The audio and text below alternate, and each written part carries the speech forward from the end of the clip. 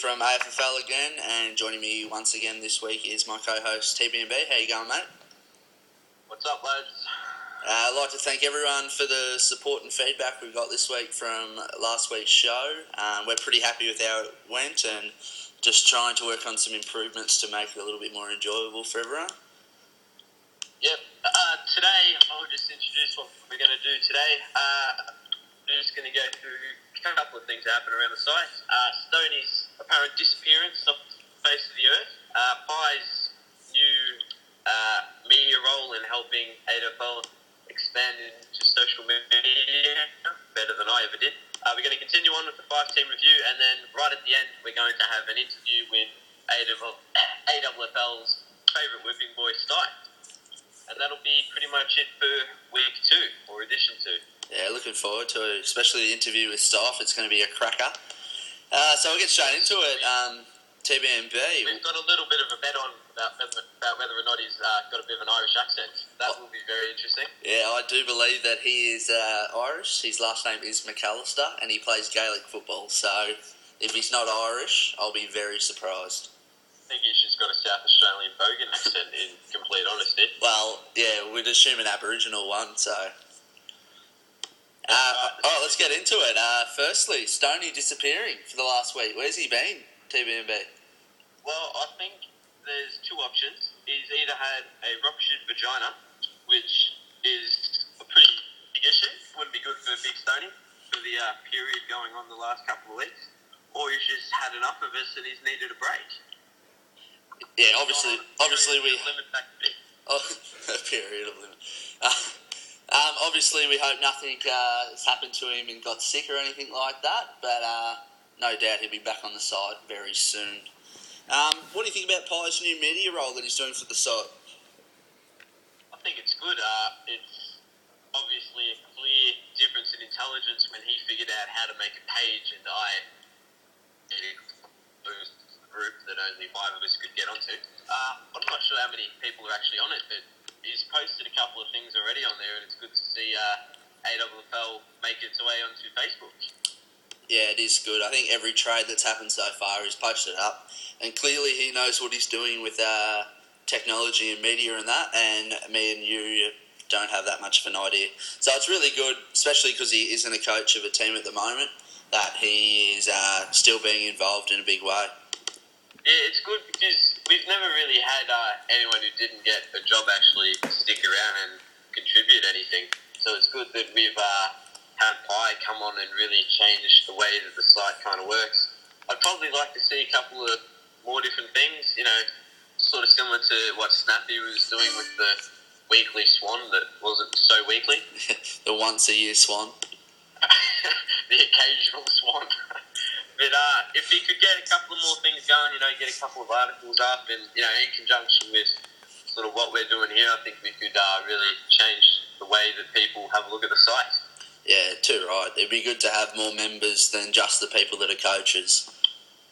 Yeah, I'd really sort of love in the future for us to get, a bit of a discussion forum going on, sort of similar to what Big Footy is doing, obviously. Not on that scale, but not so that it's just 16 of us having a chat and just shit talking. Yeah, too right. Alright, we'll move along to some trades for this week. We'll start with Jinksy's first trade, which he took with Stike at Port Adelaide. What did you think about it, Colby? I didn't think it was that bad of a trade. I wasn't too sure about his reasoning for it. I'm not sure that Daniel Pearce will end up being a multiple position player like he thought he would. But David McKay, he's been rated for God only knows how long. He's been the future of Adelaide for about 4 years or so, and he's just never really broken through. Daniel Pearce, he's a bit of a barometer, really. Whenever Port are doing well, which isn't often, he plays well. But when they're struggling, he's not too shit hot. So I think the rise of Daniel Pearce will coincide with the rise of Port Adelaide, but until that happens, Pearce will probably be the outside lockdown midfielder that he's been this year and that he's struggled with. Yeah, I 100% agree with that. He's the front runner, really. When the going gets tough, he's not there. So, but I think this is a A solid trade first up for Jinxie. A lot of the new coaches generally come onto the side and get involved in massive deals involving 3 or 4 players. So I think it's good for the new coaches to come on and do a 1-for-1 trade, because I know when I first started out and a few other coaches, every other coach on the site wants to do big deals with you on a big scale so they can rape you by a little bit in the trade. So I'm very glad that he just started with the one-on-one. Not much has changed with you, mate. That's still the way it is. Yeah, but still want to rape you up the arse. Yeah, but if you look at my recent trade, it obviously hasn't happened. I reckon a little bit of that would be down to down to Spud Farmer being in his ear as well. Just letting him know, not to jump into it too quickly and not to get raped in the arse in a couple of his early deals, which we've seen a bit of lately, and not trade away something like Nick Lower for pick 14 or whatever it was. So, good first up trade for Jinxie, and hopefully he can build on that in the future. Definitely. Well, we'll move along to the next trade, which involved Port Adelaide again, and it was with RLL at Footscray. What did you think about that trade?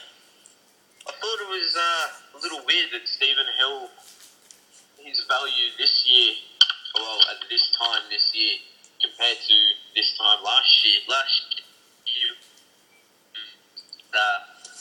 extremely valuable. I don't think there would be too many people who didn't have him on their list of trade interests, and now his value's kind of gone down a little bit. RLL gave up pick 8, Bernie Vince, Paul Bauer, and David Roden, and pick 84 for Stephen Hill, Jared Brennan, and Greenwood.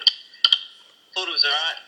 I mean, pretty even deal. I would have thought maybe RLL just edges it. Bernie Vince, sort of an average 85, 90 odd player. I had him for a little while, and pretty much everyone wanted him, but no one really wanted to pay a decent price for him.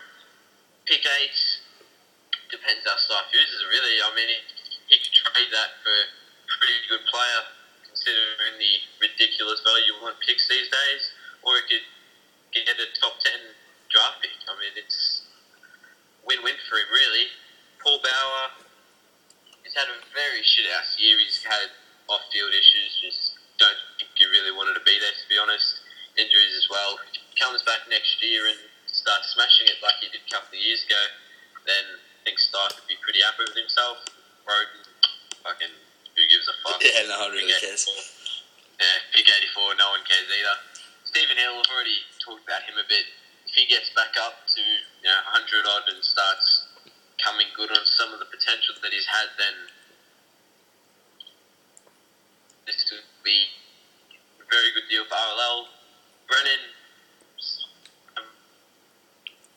just cutting out of there a bit, mate. I can't hear. 90 odd. KBF midfielder. I don't think there'd be too many of them going on. I'm not sure why that's going on, but can you hear me now? Yeah, we're all good. Alright, so Brennan, midfield averaging 87 with his KBF status makes him very valuable. Not sure why Stife said no one was interested in him. I'm sure he would have had a fair bit of interest. I definitely tried to get him a couple of times, and Greenwood's a bit of a shit cunt, so no one really gives a fuck. Yeah, I think the only person that rates Levi Greenwood on this site is Buff. For the last 3 years, he's been talking him up to me, and I honestly just don't know what he's on about. He has shown absolutely nothing in his career. I think there's only 2 people in the world that rate Levi Greenwood, and that's Buff and Levi Greenwood. He is an absolute spud who's shown nothing. He had a bit of a name a couple of years ago, but never really came through, and just an add-on, really.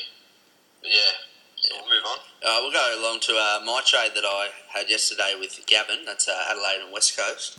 It was Tom Rockcliffe for Callan Ward and Paul Duffield. What's your take on that?